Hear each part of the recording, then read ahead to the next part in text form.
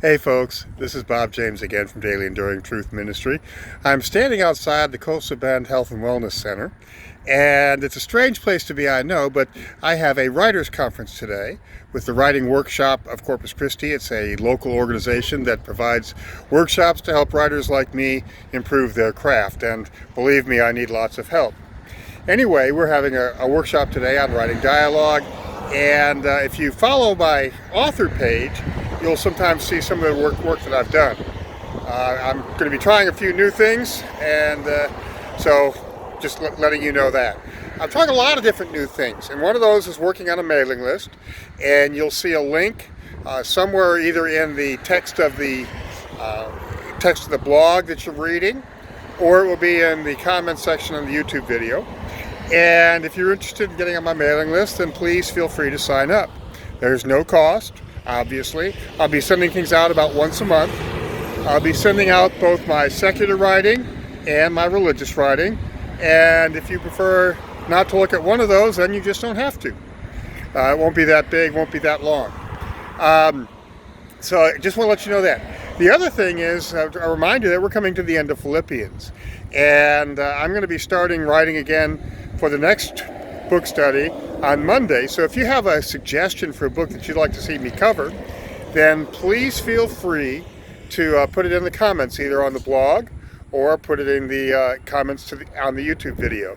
Again, a reminder, you can subscribe to my YouTube channel by hitting the red subscribe button. Now, if you're viewing this through the blog, you don't see that red subscribe button, and I apologize for that because I didn't realize that until just the other day.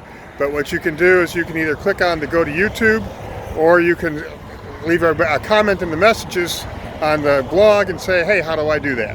And I'll be happy to show you what to do. So we're going to be looking at the end of Philippians.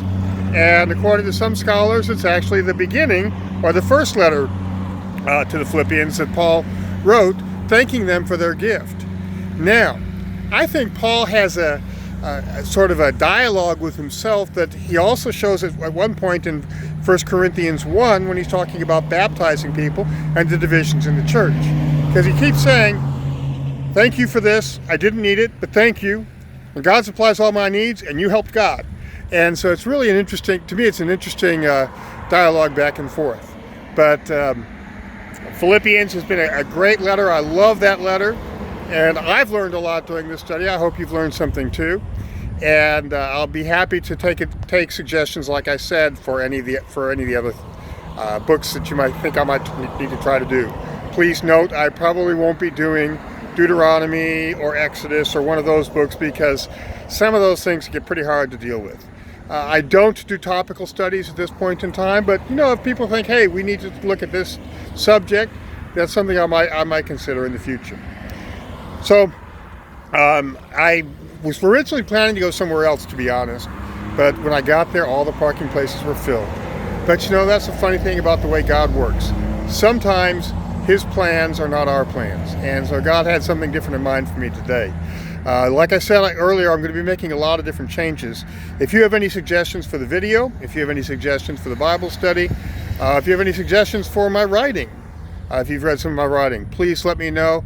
I'm open to hearing different ideas of how I can do to become a better person, to become a better writer, and to meet the needs that you may have. Thanks again. We'll see you next week.